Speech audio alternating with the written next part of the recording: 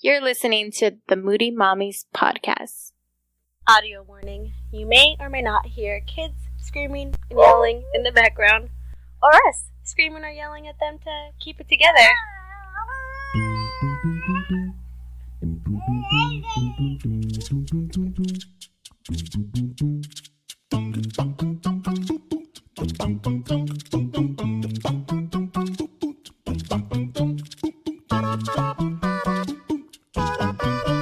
Alright guys, it is time to get moody. I'm Vanessa. And I'm Jessica. Oh man, we're sharing a mic again because... I don't know, are we having technical difficulties? I mean, we're just having... Yeah, I guess so. One of them's not working, so we're sharing. But we just want to thank you guys all for your support for Vanessa for our last episode. I mean, I'm sure you could thank them better than I can because it's free. It was great to have everyone reach out, and of course it's a little awkward to share your stories and have to see what the feedback is going to be about it, but I love it. But in the process of my healing, I was up late one night and I came across this documentary that I feel like I was just meant to watch. I don't even know how you come across these documentaries. Dude, it's so weird. I always find like these documentaries that are always like so life-changing for me, where I'm like, oh my God, no Teflon in my house ever. And like just like life-changing things, you know? And that's what I'm about, you know, educating and growing. And so it was weird. You know how Netflix, they kind of show those little previews and they start playing like the intro. Yeah, mine is always showing some real dumb stuff, so I just think my interest must be like real out there because why do I get all these teen movies all the time? Justine's messing with your No, she has her own like little account, so all the kids stuff is on that one, and then this other one Ernie and I share, and it's always just like, they're like, we don't know what you guys like. Here's just a bunch of stuff you'll hate. I guess. I don't even like, oh, what is this? I don't know. But yeah, I started watching the preview to this, and she started talking about, you know, her mental illness and whatnot, and I would instantly just let it play. And I loved it. I related to it a lot, and I'm so excited that we get to have her on today to have a conversation with her just about everything, how everything helped her, and just kind of talk to her about the stuff she didn't cover in the documentary. So we're really excited to have her on and have you guys listen. We are excited. In the meantime, so we're waiting for her to Skype in right now. How have the past 2 weeks been for you? I don't know if you want to talk about that you started going to therapy or not. Yeah, no, I that's fine. I did start going to therapy, and it's day by day, you know, every day I'm trying, and I think that the therapy is definitely working, and that's why I'm so excited to talk to Maris today, because I want to see, like, I've never tried yoga before, so I want to see just how she connected with it. I know. I'm really excited to hear her insight on it, because for me, I know a lot of people who benefit so much from yoga. Like, it's super life-changing. Like, one of our aunts does it, recommended it to my mom, and yoga and meditating and all that stuff. Right. And I've tried meditating before, and it was okay. Like, I didn't hate it. I tried yoga, but like work yoga, not like a real class. It's just like, here's 30 minutes to decompress, whatever. And I'm like falling asleep. Like, I can't do this. And I think I'm just more of a high energy person, because I'm usually really mellow and relax all the time, that I'm like, I need something that's gonna pump me up, to like motivate me to like, all right, I need to get up, I gotta do whatever, because then I do yoga and I'm like, all right, cool, like I'm chill now, I'm sleepy. Yeah. But I do have a lot of respect for it, and I want to hear how it helped her, and hopefully this is something that could also help you. Yeah, definitely. And help a lot of people, because I mean, it's always worth a shot. It is. I mean, doesn't hurt to try, for sure. So that's kind of where I'm at. I stumbled across it, and now I'm really interested to try it. But I want to talk to her about it. Like, I want to see just her different insights about all the different forms of yoga, and what studios are going to be more fit for my needs right now. So we'll see. Yeah. All right. So let's get her on the call and I'll let you guys hear. Where are they?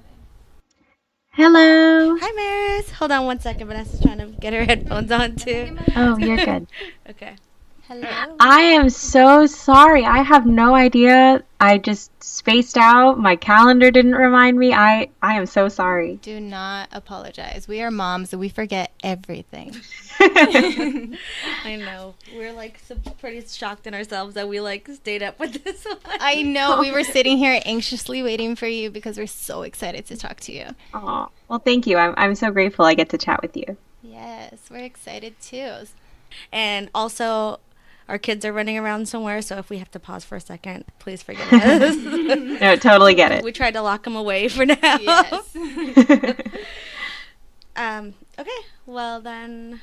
All right, Maris. So do you want to go ahead and tell everybody a little bit about yourself as if they haven't watched the documentary just yet? Yeah, so my name is Maris Degener. I'm a UC Santa Cruz student, my junior year, and I'm also a yoga teacher. And I came to the practice of yoga when I was 14 to heal from an eating disorder. And what came out of it was I have a really big passion now for sharing the practice and sharing what I've been through to hopefully help other people. And right now that takes the form of a documentary that was just released on Netflix. And that's kind of where I'm at right now. I'm just trying to spread awareness of the reality of eating disorders and hopefully spread some hope too. I feel like I watched your documentary and I connected with it a lot because I've been dealing with depression and anxiety right now at the moment. And I feel like I was anorexic in my teenage years. And watching your documentary, I kind of realized like, oh, maybe I have a disconnection with food because I'm emotionally not okay right now. So I love that you shared your story, and I was on your blog the other night and I read that you said you were turning your shame into a service, and I love that. I think it was so inspiring. I just love your whole story. Oh, thank you so much, and thank you for sharing that too. Yeah, it's a lot. So, Wait, hold on one second. Can you tell us, for the listeners, what your blog is so they could look it up too? Yeah, it's Yogamaris, YOGAMARIS.net or .com. Either one will get you there. And then like what got you started with the blog part of this? So when I was 15, 16 and starting my teacher training, a big part of the training was finding our voice and finding a way to share why the practice is so meaningful to us. And I was doing all this personal writing, journaling, stuff that was just for my own eyes. And I just realized I had so much to say that I wanted to put it out there and hopefully get to help a few people. And my evolution with blogging or writing publicly was it was an interesting one because I feel like at first I really fell prey to this idea that I had to portray a certain image. I had to be this perfect yoga teacher with all the answers, and it would just be all really beautiful photographs that my photographer friends would take, and everything that I would write would end with this kind of happy ending where I would have an answer out of a clear way of tying it all together. And at one point, one of my teachers just pulled me aside and said, "Look, you're a great writer, but you need to talk about the shit you don't want to talk about." And she could see right through my facade. She could see right through this perfectionistic image I was putting out there. And she was like, "You're going to impact a lot more people if you share some of the nitty or grittier stuff." And so now I try to share all facets of what it means to go through life. And I don't try to pretend that I have all the answers or everything figured out anymore. I'm pretty sure your healing process has been a long road since you've been dealing with this. Since what age do you think you recognize this?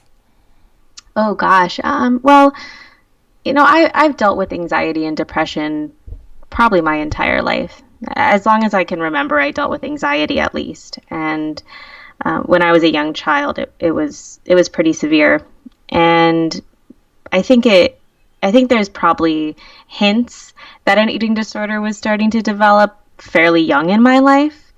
Like I can remember being a kid and looking. It sounds so cliche because everybody always looks at Barbie as like this horrible representation of women, but I literally remember looking at Barbies in the toy aisle at Target with my mom and seeing all these Barbies with bikinis on and wondering why I didn't look like that. And I think, these little doses of comparing myself to this image of the quote unquote perfect woman probably was subconsciously creating a negative coping mechanism for the things I was struggling with. But my eating disorder really culminated when I was about 14, my freshman year of high school. That was when it really took hold. And that's when I was hospitalized and diagnosed. And so, as part of your healing, did you ever try maybe any like pharmaceuticals or like therapy before you found yoga? My parents took me to a therapist when I was, I want to say a freshman in high school.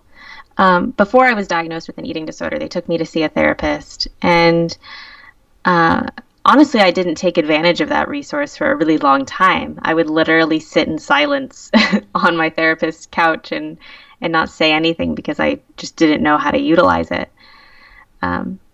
And, I still see that same therapist today. So it has evolved into something that's very helpful for my healing process.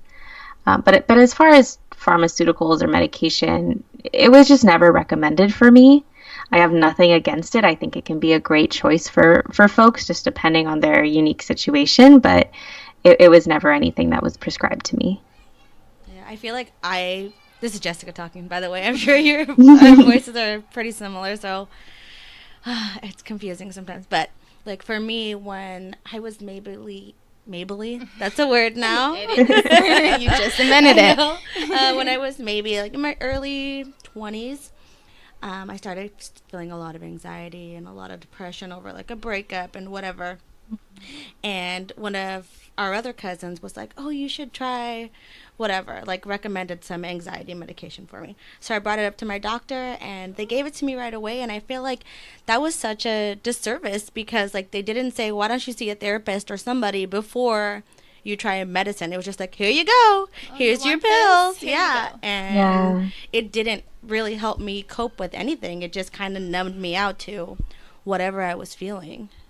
Yeah, I've heard that experience from a lot of folks, and I think that there's, like you said, it can definitely be a disservice to people to not introduce them to all the different options for healing that are out there because, I mean, I'm one example of how sometimes it's not necessary, and I think it's unfortunate that a lot of the times it's just the first option that's turned to. I study psychology in school, and one of my professors was actually talking about this recently and how it's just becoming such a common practice to just prescribe people medication when other alternatives aren't looked at first. And so I think there's definitely some awareness building now that maybe we should try some other things before we jump right to that conclusion. But yeah, that's a really powerful share. Thanks.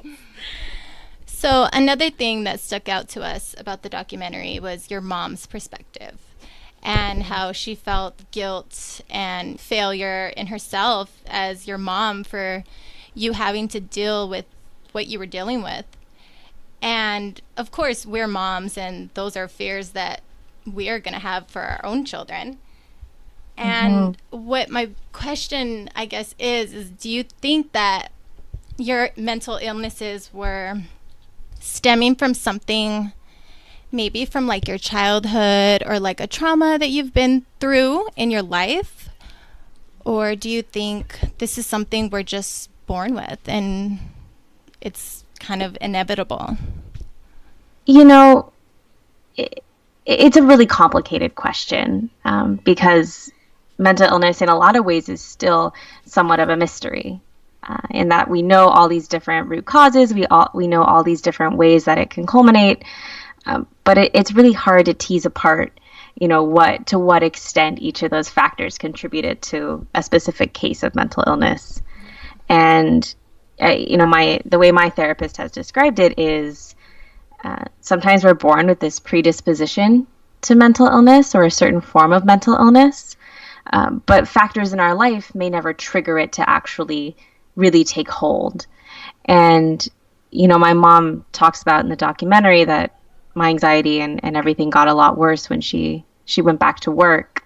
And for a while, she interpreted that as it being her fault, which my therapist is quick to point out isn't true. In a lot of ways, it was like, if it wasn't that triggering event, it might have been going away to college. It might have been, any other number of highly emotional circumstances that I encountered in life.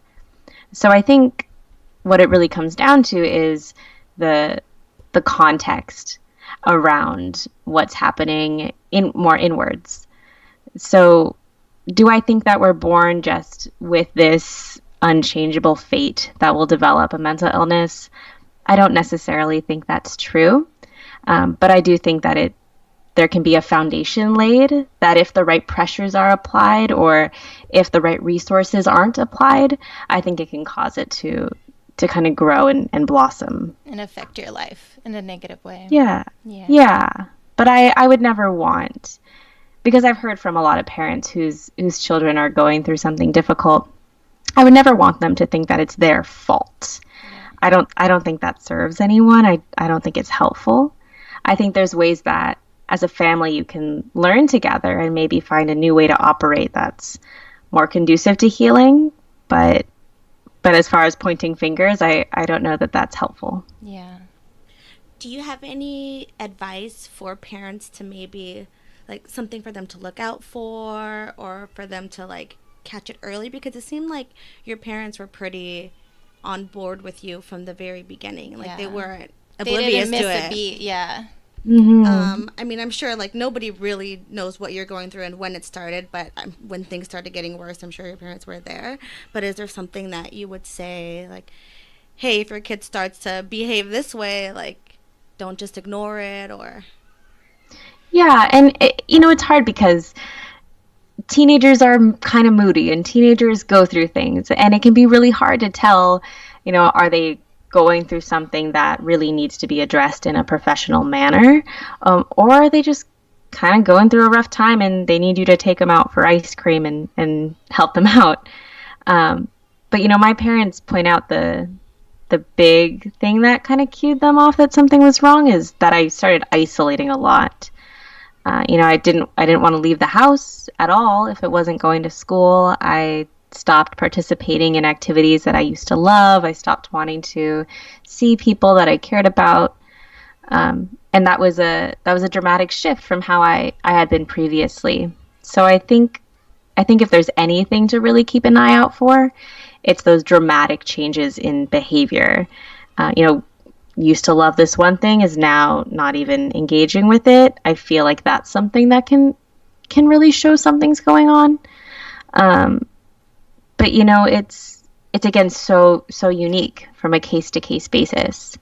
And what I would really want to encourage parents to do is work on the skills of opening dialogue and learning how to hold space for kids. Because I was a teenager a year ago. I'm 20 now. So I remember what it was like to be a kid. And I feel like so often parents will ask, "How are you?" Or adults in general will ask, "How are you?" And not expect a real answer. Like, it kind of feels like it's in passing, like, "Oh, how are you?" "Oh, good." And then you move on. Yeah. And what I think would be so valuable for so many kids is setting aside the time and space to be fully available for a conversation where there's no pressure applied to it. And by that, I mean the kid doesn't have to be able to fully explain how they're feeling. They have the time to work through it and use that conversation as an opportunity to find the vocabulary to describe what's going on. They don't have to have the answers, which is something I hear a lot because parents will be like, "How are you?" Kid says sad, and they say, "Well, what's making you sad?" And sometimes they don't know. And it can be really frustrating to just constantly be asked, what's the issue? What's going on? And, also learning how to hold space without trying to fix or correct. Because I think a lot of the time when you're young and you're talking to an adult about how you're feeling, as an adult, you're kind of expected to just fix what's going on, tell them what to do, give advice. And sometimes it's more beneficial to just pause and listen and say that I hear you and that sounds hard and I'm here for you. Just be a present parent. That's like the most important thing. Yeah, it sounds simple, but and I've never been a parent, so I'm not going to try and pretend like I fully understand it or have all the answers. I'm only speaking from my perspective and from what I've heard from my parents, but the world doesn't make it easy today. There's so much to do. There's so many things that want your attention. It's not an easy ask. Yeah. But I feel like even though you're not a parent, what you have to say is very valuable because this is something really recent that you've went through. Yes. And you got to see how your parents lived with it as well, and because I wouldn't even think, oh yeah, because I do that to my daughter's only 3 and I'm like, well, what's wrong? And sometimes she's just like, I don't want to talk about it. And I'm like, why are you like this already? Like, you're only 3. And Same. it's like, I do need to give her space to figure it out, like what it is that she's feeling and give her the vocabulary like you suggested. But yeah, I think that's super important for all of us to remember. And even to remember in ourselves that, like, we don't know, like, we won't always know what's bothering us, and we just have to think about it. And, like, through watching documentaries like yours and reading, then it's like, hey, that kind of sounds like what I'm going through. Right. And it helps us connect with other people. Yes. Very relatable. I mean, with all that in mind, tell us about yoga. That's, like, the big part of yoga Maris now. I know yoga's a big part of my life now. It's taken over a little bit in some ways. I guess are you asking how I came to yoga or is there a specific question? It's just such a big topic. You're right. It is I did a leave big it topic. So let's talk about your first ever experience with yoga. Did you walk into the class and at the end of it, was it something that you knew that it was your passion from that moment on, or was it a little bit awkward, a little bit uncomfortable, and did you have to grow to love it? Oh, well, I mean, anything that you try for the first time does feel a little bit awkward. I actually went to this free class that was at a new studio that was opening up in my area, and there's a Lululemon store in Walnut Creek where the studio was opening. So they were hosting this free class on a Sunday morning. Anyone could come try it out. And I saw the flyer and my doctor had suggested trying yoga. So I thought, perfect opportunity. It's free. If I don't like it, there's no pressure. I'm just going to go try it out. And my mom came and drove me to class. And I remember expecting it to be just really kind of boring. Thought it was going to be very slow and quiet, and I'm not good at being still or quiet. And what I found out is that it was a 75-minute heated power vinyasa flow class, which is intense. It's like an 85-degree room. There's a lot of movement. It's very strength-based. And it wasn't what I was expecting at all, but it blew me away. And I realized at some point during class that, it was so, in my case, so sloppy and so messy, and I didn't know what all the words meant, and I wasn't sure if I was doing it right, but I was smiling. And it was this real, genuine smile that I hadn't experienced in years at that point. And it was this first time where I wasn't able to be good at something. I wasn't able to be a perfectionist at it, but it was still bringing me joy. And at the end of that class, I was, dripping in sweat. I felt like I had just been run through the ringer. But I felt this unmistakable sense of happiness.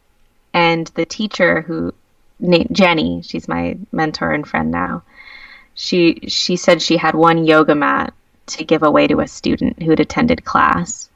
And it was this beautiful purple mat. It was one of those fancy ones that like I'd only seen on the those shelves at Lululemon. I'd never touched one in real life, and I'd come to class with this mat I'd bought for $5 at Ross, and it was peeling apart into foam balls all over the floor to my embarrassment. And she looked at me and she kind of picked me out from the back of the room and said, I saw there was something special about you when you walked in here, and I want to give you this mat. And, you know, I just felt so seen and so noticed in that moment. And I felt like, oh, someone cares if I come back here. Someone cares if I show up again. And so I came and I practiced on that mat pretty much every single day for the next year, as much as I possibly could. And it was because I knew someone cared if I showed up or not. Someone was invested in my healing and my story, and they didn't know anything about me, but they still saw something special in me. And I think that was the real gift of the yoga practice. You know, maybe if I had wandered into a ballet class and the teacher had offered me that, you know, same sense of true human connection and compassion, maybe I'd be a ballet dancer right now. I don't know. But that little connection and that mentorship, that's what made my first yoga experience really special. So how soon after you started yoga did you start to notice the changes within yourself? It's hard to pinpoint because I feel like a lot of the changes are really subtle. I can remember certain milestones in my mind. Like I remember laying on my back in Shavasana, or final resting pose, at the end of a class, probably a few months into my practice. And I remember the teacher cueing us to put our hands on our belly. And it was the first time I had touched my stomach in years. It was just such a this place on my body that felt shameful or like it should be hidden, and it was actually emotional for me to come in contact with it. And I remember putting my hands there and feeling safe and held. And there were a lot of moments like that where I realized that I was doing things that I would not feel safe doing anywhere else. And I was being asked to do things in a way that felt empowering and safe. And I didn't feel like I was being forced to do them. I felt like I had a choice. And I feel like that element of making it my own choice and creating that sense of agency was really instrumental to how yoga changed me on a fundamental level. But you know, I probably from that very first class, changes that were so minuscule the human eye couldn't see them, they were probably happening. I think it's a continuous process. Probably because you found somewhere to put your emotions and energy into. And it was a welcoming place, too. Yeah, it was that studio is still where I teach. It's where I practice. Like, it's a very special community. So I know there are yoga studios all over, and you said you do a certain form of it. Do you want to talk to us about all of the different types of forms, or why this one helped you connect with it and your healing? Yeah, there's so many different forms of yoga. There's probably almost endless iterations now, to the point where it's getting kind of ridiculous. Like you'll see now like goat yoga and beer yoga, and I see goat yoga. Like it's debatable. You know, I'm sure some people would say it's not yoga. I'm not here to be the yoga god, but you know, I practice vinyasa yoga because that was the first style that I practiced that really resonated with me. And vinyasa, literally translated, means to put in a certain way. So the whole practice of vinyasa is setting up a sequence and then moving through it, connecting breath with motion. And I really love it because there's so much creativity involved. Almost no two classes are the same because teachers set up these really creative sequences, and it becomes kind of a dance. And there's usually some beautiful music that goes with it. So it's a very immersive experience. It is a more Western style of yoga, which I just found to be really accessible as someone starting my yoga practice. You know, they were still using some Sanskrit words, but I didn't feel like I was completely out of place. It felt like something that I would be welcomed into, which I think can be really important if you're trying to start yoga for the first time. other styles of yoga, just to throw a few out there, there's Ashtanga yoga, which still is strength based in a lot of ways, but it has very specific sequences. There's several series. So every time you go, you'll practice pretty much the same set of poses, which is what makes it pretty distinct from Vinyasa yoga. There's Hatha or Hatha yoga. That one tends to be a little bit slower, still sequences of poses, but they tend to be longer holds, maybe more time for instruction by the teacher on the anatomy and the alignment. But it's also a broad term. I think a lot of other styles of yoga could be considered Hatha yoga. Gosh, just to throw one more out there, there's Yin yoga and restorative yoga, which are two slower, more flexibility-based practices that tend to use a lot more props. You're holding poses for minutes at a time. And they're really designed to practice stillness, to practice what it's like to be still, as opposed to these more movement-based practices like Vinyasa. I love that you just broke that down for us, because a little before we started recording with you, I was just telling Vanessa how I'm super lazy, right? I rarely exercise, and my job started doing like yoga between like our lunch breaks or whatever, and I just felt like this is so boring. Like, I'm already tired from being at work, and then after this I still need to eat, and then I'm just like full. And knowing that there's different kinds, because I was just thinking like, oh, yoga is one thing, yeah, and I don't like this is too slow for me. And so you saying that there's so many different types really opened it up, because we talked a few months back to a therapist, and she was talking about, if you can go see one person and they might not be the one for you, like just keep trying different people until you find out what works. And I think it's important to, maybe this yoga didn't work for me, but there's others out there. There's other forms that you can try. And I feel like you connected with the form that you practice, because it's a lot of breathing and releasing of just emotions, and that's exactly what you need. Yeah, and I'm so glad you mentioned that, because you might walk into class and just not have a positive experience. And, I would never want that to turn someone away from the idea of yoga forever, because, there's so many styles and they're all so different, and every teacher interprets the style differently. So it might just be about finding the right teacher for you that really resonates. So, yeah, you're right. It's all about finding the right fit for you and your context at the moment. Yeah, I think I want to try yoga, but that's my thing. I'm a little intimidated to walk into the wrong studio and to think that, oh, it wasn't what's going to help me. Yeah, and that's real. Like that's something that I experienced when I was starting my practice, and hopefully that doesn't stop you from ever trying it. Yeah. So you are a teacher now, right? Yeah. Mm-hmm. You're so young and you have your life so together. It's so inspiring. I mean, it might seem that way, but we're all kind of just floundering a little bit in life, I think. I'm like listening to you talk, and I'm like, oh my gosh, she's so insightful. I know. We're barely getting our words together. You're wise beyond your years. You're already a 30-year-old mentally. I mean, like, it's funny you say that, because I'm sitting here on the other side going, oh my God, I'm talking so fast, I'm talking so much. So we're all in our own heads about our own stuff. No, you're doing great. Are there any inspiring stories that you have that you want to share from any of your students? I'm always so grateful when students come to class and it's a safe place for them.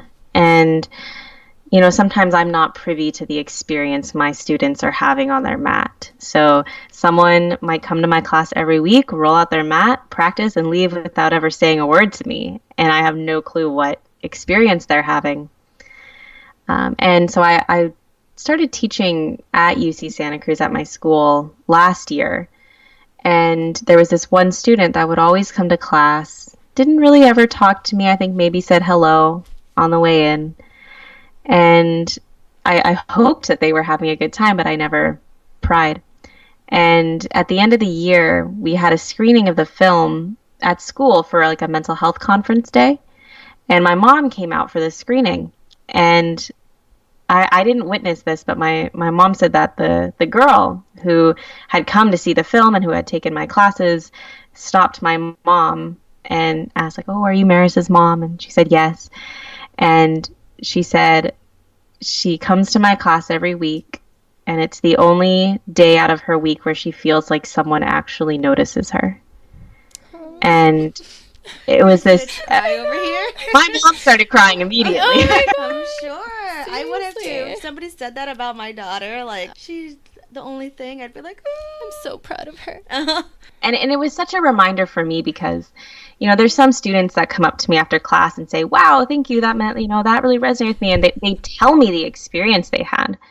But it's those students like that don't say anything. Like, you never know how meaningful your presence is to someone. And, it immediately made me think of Jenny and how Jenny handed me that yoga mat and probably had no clue how much it meant to me. But that was the thing that got me back into class the next day. So it was just this reminder of like, you never know how much you mean to someone. And it's really like, we're all in this together in this world.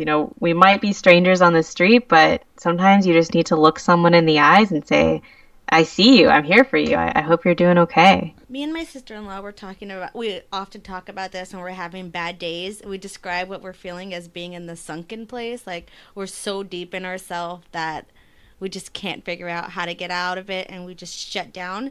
And I'm sure, like, even though you're always going to be healing, right? You're never going to be 100% like perfect. What is it that you do now to like pull yourself up out of your sunken place? Is it just yoga, or is there any other advice that you have? I spend a lot of time writing still, a lot of time journaling where nobody else is going to read it, so it doesn't have to be put together.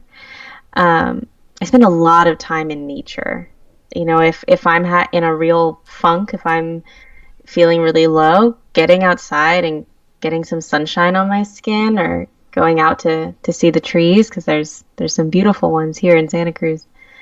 That always turns my day around. And also, I feel like now, after going through that whole experience of not talking in therapy and not knowing how to use it, I feel like now I'm a lot better at knowing when I need to just talk to someone.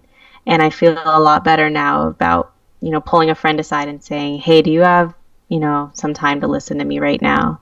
And now I don't so much feel like I'm burdening them. I feel like now I know that they'll support me and I'm there to support them, and that's just how this works. So how do you feel like the release of the documentary has changed your life? It's been a really wild 2 weeks or 3. I don't know. It's been out for a while, and I kind of thought that nobody would watch it. I don't know why I had that feeling. Like, I kind of thought like, oh, my mom will watch it and it'll be cool. And I was like, maybe like a few more people will email me about it. And the response has been incredible. It's been more than I ever could have imagined, because this film started as a tiny little short film project that was going to be like 10 minutes. And it just kept growing, and support just kept coming out. And next thing you know, it's on Netflix, and it doesn't feel real. And I think, like, I just keep thinking back to that girl who was in the hospital, me when I was 14, and how I could not imagine a future where I was happy. And now to see that so many of the sources of joy in my life, like getting to teach and getting to share my story and getting to hear from people who have been touched by the film, from around the world, all of that is directly related to those low points. And, like, I wish I could go back and like shake her and be like, it'll all be worth it. It will all be okay. Just hang in there. Yeah, it feels like a very reflective time for me right now. Like I'm excited about everything. I'm a little overwhelmed trying to not overdo it or overschedule myself, which I'm still working on. But I'm also just trying to take a lot of time to pause and just be grateful for how far I've come and everything that has changed. Yeah. You should definitely be really proud. Yeah, we're proud of you because, I mean, Thank you. it's tough. Like, it's really tough to say what you've been going through. Yeah, it is. And especially to get yourself out of the funk, it's even harder. And I love how you figured it all out and that yoga has been such a safe place for you. And I'm really interested to try it out. Thank you for saying that. I think we pretty much kind of went over everything we had for you. Oh, cool. I know, we don't want to keep you too long because, I mean, you're 20 years old. I It's a know. Friday. I mean, I can't say I have any wild plans for tonight. I think I just have some homework. Homework, those are the days. Well, keep doing what you're doing because you are definitely on the right path. Well, thank you so much for making the time for this, and thank you for putting up with my lateness. That is so no worries. out of character for me, I promise. No, don't. But I'm grateful that you're having these kinds of conversations. I think it's really valuable for folks to hear. Yes, we're really proud that you're really brave, and just I love the exposure that mental illness is getting, and just how people are using their voice more and being more honest about what they're really feeling. And just watching your documentary, I hope everyone watches it, and even if it's not something they're going through, maybe it's something they know someone who needs to watch it and can relate to it. I hope so too. Maris, do you want to, before we wrap it up, you could tell everyone the name of your documentary, the name of your blog again, where they could follow you? Yeah, the documentary is called I Am Maris. Maris is spelled Maris. You can find it on Netflix. And my blog is yogamaris.com. And you can follow me on Instagram at yogamaris. All right. Follow, guys. Thank you so much, Maris, for coming on with us. We really loved it. Thank you again. Okay, well, we're going to keep up with you. We're always going to stay on Instagram. Yes. Yay! And we're going to be like, what are you doing? Tell us. Yes. What do we need to tell our listeners? Give us tips. But yeah, congratulations on all your success so far. And we wish you the best. Yeah, have a great weekend. Thank you. Yeah, you too. All right, Maris, take care. All right, bye-bye. Bye. Oh my gosh, she was so sweet. She is the best. We're still recording, so we could say our goodbyes as well. I don't think we really need headphones anymore. Oh, because we're not listening to anybody. Yeah, I got them back on, all serious. But I love that. That was, I don't know, it made me think about a lot of stuff. Definitely. I love it. I love the documentary. So I forgot to mention that to her. I love the way, I don't know who edited it, but they did a very good job at putting her story together very well. So if you guys haven't checked it out yet, please do so. And you guys can follow Maris on her healing adventures on Instagram, her blog. Check her out, guys. She knows what she's doing. Yeah, I think she does too. And thank you guys all for listening. And I think that this documentary, like Vanessa said earlier, came at a perfect time for her because, I mean, everything she's going through, she just needed to hear all of this. And it's nice to know that there's support from people that are not just moms. You know, that's usually what we go to is just, what are our mom blogs? What are our moms doing? But I think it was really refreshing to get somebody from a younger perspective to see, like, where are they starting from and where are they healing from? Because I'm sure, like she was saying, at 14 years old, like we were in our feelings at that age too. Oh, for sure. I could honestly say, yeah, I was dealing with depression at that age too. Yeah, but we just weren't recognizing it. Yeah. And I think it's great for us to have an idea of how to recognize that in our children. Definitely. But I think that's it for this week, guys. Yeah. Stay tuned. Google Moody Mommies. Don't forget to stay moody. I know, and if you're going to be at the LA Mamacitas event, we will see you there. We'll be ready to mingle. And then if you've been listening to the podcast, you know what my news is, but there's a lot of people who don't listen. So I'm excited for them to see the little growing belly that I got going on here. It's growing. Oh, man. Did we ever say what I was having? We haven't. You said we were going to share later. Oh, yeah, I did say that. Well, Justine's getting a sister. Woo! We don't have a name yet. We don't make boys around here. What are boys? Boys? No, boys are, like, I mean, they're cool. Let's get We're a girl group, guys. Yeah, totally. We're working on the Spice Girls over here. I know. We're just like Oh, we have Ginger right there. Oh, My dog's yeah. name is Ginger. There's 5 of us now. Got it. Baby Spice in the works. Baby Spice is in the works. I always get to be Sporty Spice. Well, You're I like used a total posh. You think I'm a posh? You're Thanks. You're welcome. You just totally poshed me. I mean, yeah. And then what are the guess. girls? Justine could be scary. She's a monster, man. Luna's definitely Sporty Spice, right? Fine. So I have to give up my Sporty Spice title. Who else is there? I can't even think of who else is in the group.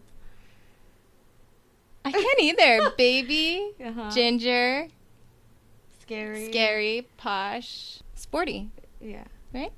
Yeah. So then who didn't we say? The baby's a baby. The baby's a baby. Oh, You're there. posh. I'm posh. If I'm sporty. Oh, we didn't give a Ginger. Zoe's Ginger. Okay. Okay. I don't know. Well, this useless game is over, guys. Google Moody Mommies, and you'll find our Instagram, our Facebook, our Twitter, anywhere that you can find our podcast. I mean, we work off of Podbean, but you can find us on iTunes, Stitcher, Spotify, YouTube, wherever you want. And guys, if you really love us, then share. Support. Let everybody know what you're listening to, and let them know to give us a listen. more of that. And thank you again to Maris. We really love you, and we're looking forward to what's to come in your future. Stay moody.